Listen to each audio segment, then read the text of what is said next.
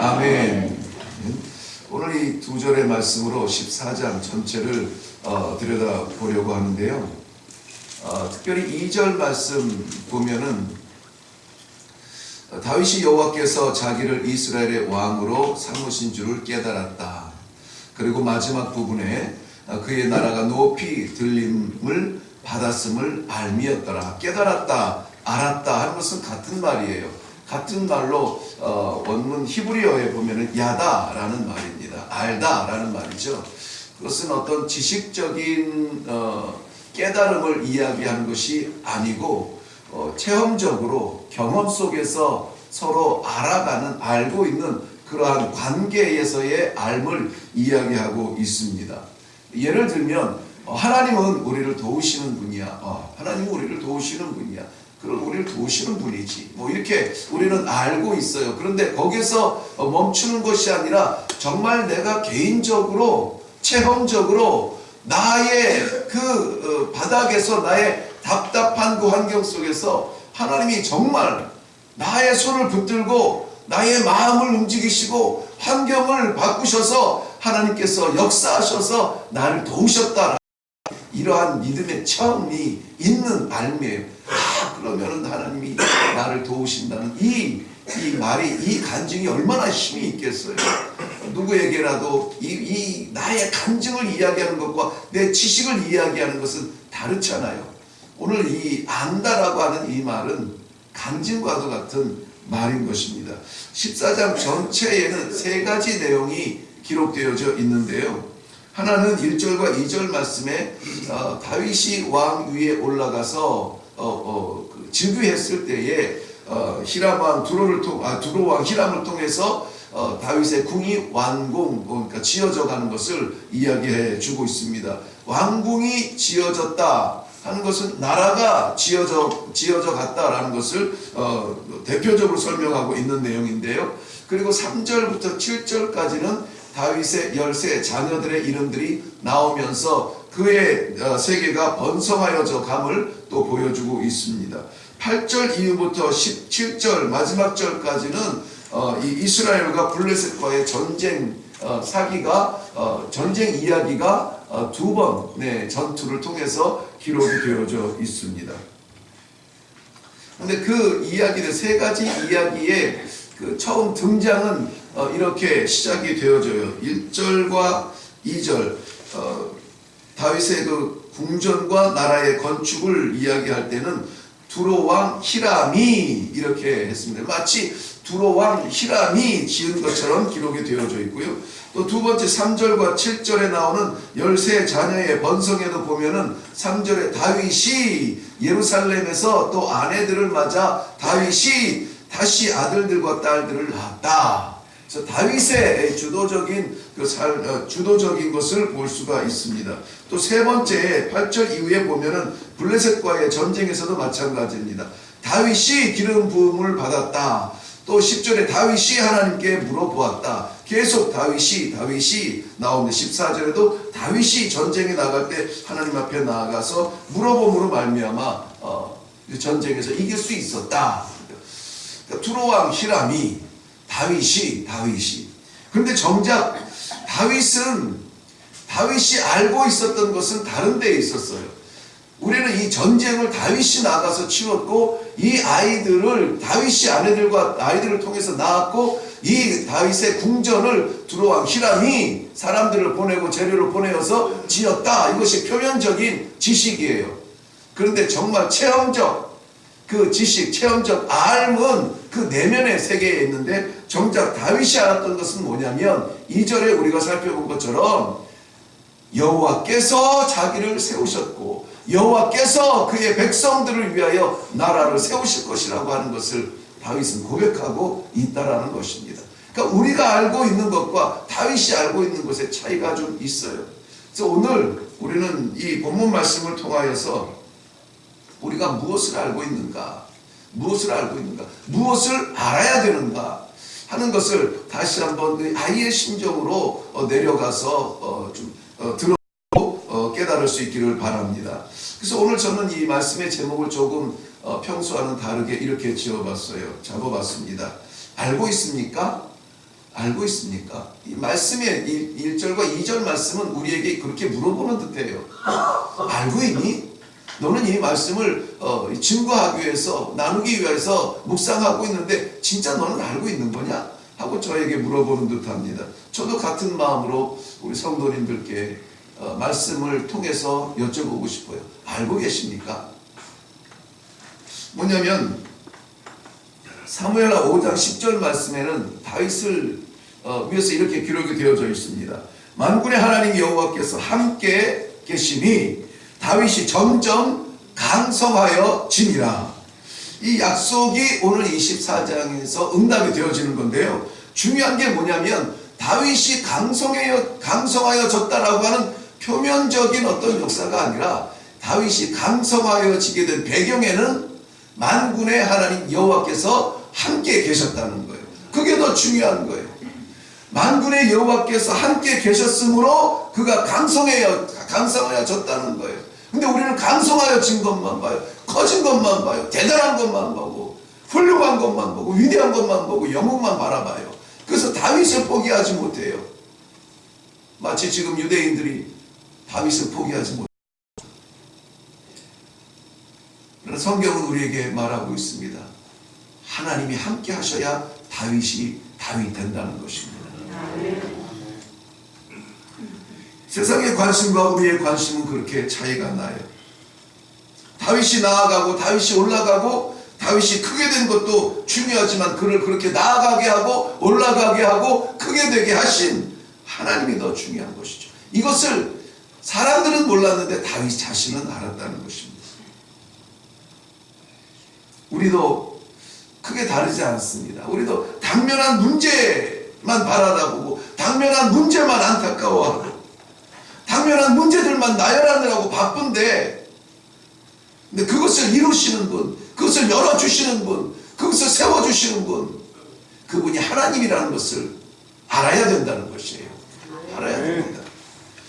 먼저 1절 말씀에 보면은 두로왕 히람이 사신들을 보내고 백향목을 보내고 석수와 목수를 보내서 다윗 궁을 건축했다라고 했는데 다윗이 깨달아요. 내가 왕 되니까는 이방인들도 나를 돕는다가 아니라 하나님께서는 그의 나라를 세워가시는데 세상의 주권을 가지고 계시는구나. 세상을 운행하시는구나. 사람의 마음도 하나님께서는 바꾸시는구나. 옆 나라의 왕이 세워져 나가는데 두 가지 마음을 품을 수가 있겠죠. 어떻게 하면은 내 밑에 둘까? 어떻게 하면 친하게 지낼까? 결정을 사람이 하지만은 그 마음을 결정할 수 있도록 움직이는 것은 하나님께서 하신다는 것입니다. 생각지 못한 도움을 받게 되는 거예요. 계획하지 못했던 거예요. 왜냐하면 1절 내용에 아무리 들여다봐도 다윗이 요청했다든지 다윗이 기대했다든지 다윗이 보냈다든지 하는 내용이 없어요. 그냥 두로왕이 그냥 사신들을 보내고, 사신들은 메시지죠. 우리가 이렇게 하고 싶습니다 뿐만이 아니라 그 하려고 하는 그런 도구들도 보내고 백향목과 나무들을 보내고 그 나무들을 보내는 것 뿐만이 아니라 그것을 사용해서 직접 지을 수 있도록 석수와 목수를 보내고 처음부터 끝까지 다 이렇게 도와서 하게 돼요. 어느 한 구석에도 두로왕 히람의 마음이 온전하여 마음이 통하여 그런 이야기가 없어요. 다윗이 요청하여 그런 게 없어요. 두로왕 히람이 그렇게 했다는 겁니다. 하나님께서 마음을 움직이시고 세상을 주관하여 주신다는 것을 다윗은 아는 거예요. 목재들이 오고 첩수들이 오고 목수들이 오고 사신들이 오고 그걸 바라보면서 야, 두로왕 사신의 마음이 넓은데 저 사람의 생각은 무엇일까? 이것이 아니라 하나님께서 저들을 움직이셔서 하나님의 나라를 세워나가는 것을 알았다는 것입니다. 마태복음 10장 29절 말씀에는 너희 아버지께서 허락하지 아니하시면 참새 한 마리 땅에 떨어지는 것도 허락하지 아니하면 안 된다라고 말하고 있습니다. 바꿔서 말하면 뭐예요? 허락하시면 떨어진다는 거예요. 허락하시면 떨어진다. 떨어지고 안 떨어지고가 중요한 것이 아니라 하나님이 허락하시느냐 안 하시느냐 이게 중요하다는 거예요. 그러니까 우리가 문제가 해결되고 해결되지 않는다 이게 중요한 것이 아니라 하나님의 뜻이 어디에 있는가를 찾는 것이 더 중요한 것입니다. 이 모든 것들 하나님께서 주관하여 주시고 하나님께서 열면 열리시는 것, 우리가 힘들어하는 것, 우리가 안타까워하는 것, 복잡해하는 것, 그게 문제가 아니라 하나님의 다스리심이, 하나님의 도우심이, 하나님의 뜻이 어디에 있는가 더 중요하다는 것이에요. 저는 지난 주일에 제가 참 모든 말씀이 다 귀하지만은 늘 선교 20년 동안의 마음에 품고 있었던, 흔들릴 때마다 중심이 되었던 그 성경 구절, 그 말씀을 다시 한번 받을 수가 있는 기회였습니다. 이사야서 41장 10절 말씀입니다. 두려워 말라, 내가 너와 함께 하니라. 놀라지 말라, 나는 내 하나님이 됨이니라. 내가 너를 굳세게 하리라. 참으로 너를 도와주리라. 참으로 나의 의로운 오른손으로 너를 붙들리라. 아멘이십니까? 하나님이 함께 하시면 돼요. 계획하지 못했던 일들이 돌아가요. 바뀌지 않을 것 같은 강팍한 마음들이 누그러지고 바뀌어요. 원수처럼 바라보던 그 눈빛이 사랑스러운 친구의 눈으로 변해요. 인격으로 할 수 없는 것 하나님께서는 하실 수 있습니다.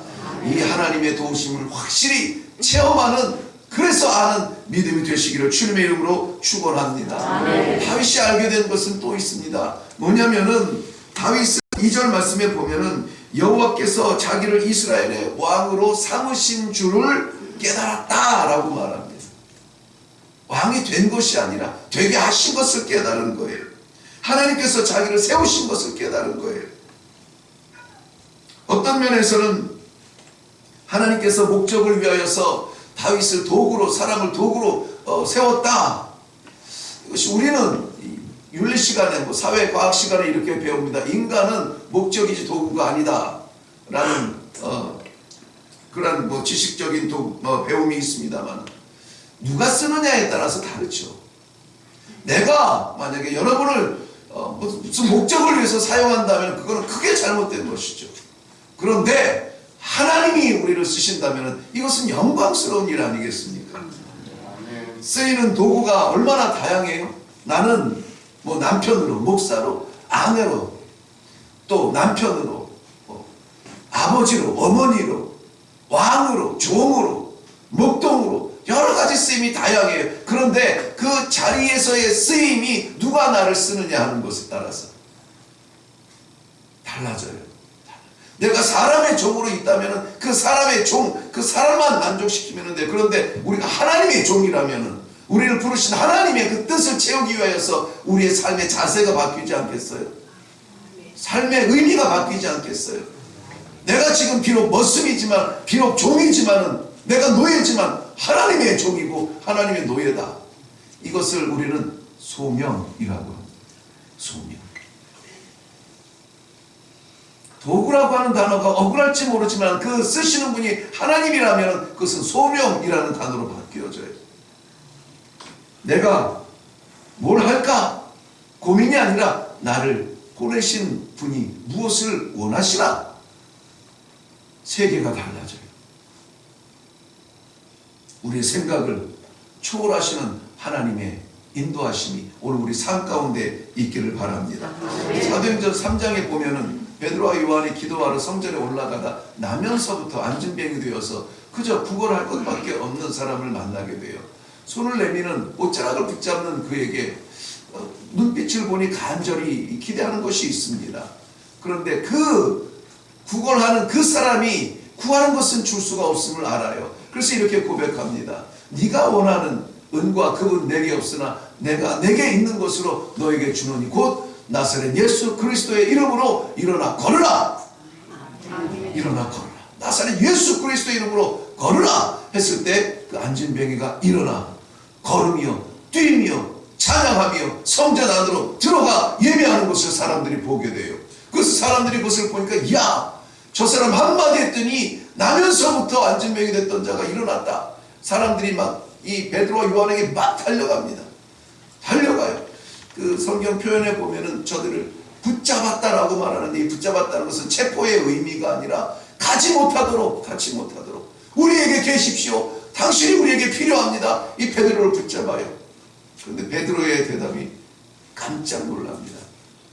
우리가 우리 개성의 어떤 신성과 영역과 우리의 준비됨으로 이 일을 했다고 생각하지 말아라. 우리를 사용하시는 하나님 아버지를 바라보라고 이야기하고 있어요. 그 엄청난 기적을 베풀고도 내가 아니라 아버지라고 말하는 그것을 다윗은 알았어요. 왕의 자리에 올라갔을 때 알았어요. 왜? 그가 도망자로 동굴에 숨었을 때에 이미 알았기 때문에. 그것은 변하지가 않아요. 우리가 어떤 상황 속에 있을지 몰라도 우리가 알아야 될 것이 있습니다. 하나님께서 우리를 사용하여 주십니다. 어디에 사용하냐? 오늘 2절 말씀에 그의 백성들을 세우기 위하여서 그의 나라를 높이 들게 하실 것을 다윗은 알았다고 했어요. 하나님께서는 하나님의 나라를 높이 세우실 것입니다. 왜? 그의 백성들을 위해서. 놀랍지 않습니까? 하나님이 자기의 나라를 세웠는데 자기를 위해서가 아니라 그의 백성들을 위하여서 세우실 것이라는 거예요. 오늘도 하나님께서는 천지를 운행하십니다. 오늘도 하나님께서는 그의 나라를 지으십니다. 오늘도 하나님께서는 그의 역사를 총동원하실 것입니다. 왜? 우리를 위해서. 나를 위하여서 바람을 일으키시고 나를 위하여서 천지를 바꾸시고 나를 위하여서 비를 내리시고 나를 위하여서 사람을 붙여주시고 사람을 보내시고 사람을 막으시고 나를 위하여서 말씀을 주시고 나를 위해서 기도의 시간을 주시고 하나님의 꿈은 우리에게 있습니다. 하나님은 우리를 세우시기를 원하십니다. 모두 다 서서 하나님의 영광스러운 종으로 쓰임받는 복된 하루가 되시기를 주님의 이름으로 축원합니다. 오늘 기도할 때에 우리는 이걸 분명히 알고 기도해야 되겠어요. 하나님께서는 온 우주의 주관자가 되십니다. 사람의 마음도 주관하시고 경제도 주관하시고 나라도 주관하시고 모든 것을 주관하시는 하나님 아버지, 살아계신 하나님 아버지를 분명히 아시기 바랍니다. 그 하나님이 우리를 세우시기 위하여서 오늘도 그의 나라를 세워나가신다는 것을 확실히 믿으시기를 바랍니다. 더 중요한 것, 내가 아니라 하나님이십니다. 나의 연약함을 보지 말고 하나님의 강함을 보세요. 나의 강함을 보지 말고 하나님의 쓰심을 보세요.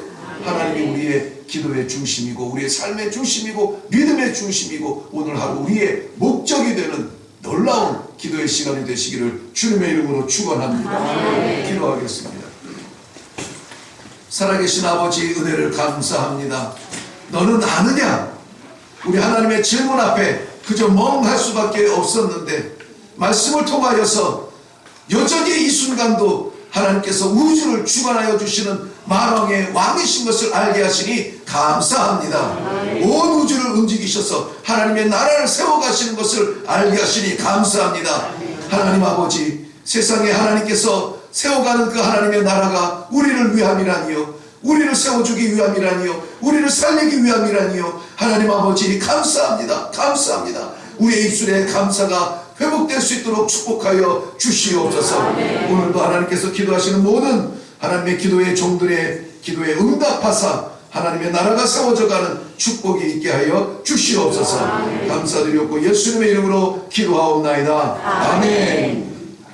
이 시간에 우리 한번 기도할 때에 말씀드린 것처럼 우주를 주관하여 주시는 하나님 아버지, 나의 아버지, 분명히 살아계심을 믿고 큰 꿈을 가지고 기도할 수 있기를 바랍니다.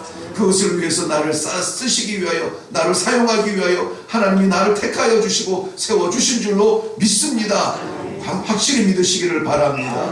하나님의 나라를 세워나가실 때에, 하나님께서 역사하실 때에 연약한 나를 위하여서 그의 나라가 준비되고 있음을 예수님의 약속처럼 우리는 확실히 믿을 수 있기를, 우리 믿음의 시간, 우리 확실히 알아가는 시간, 주여 지혜와 지식을 주셔서 하나님 이 놀라운 사실들 깨닫게 하여 주시옵소서. 우리 한번 주님 외치고 기도하면서 내려갈 수 있기를 바랍니다. 기도하겠습니다.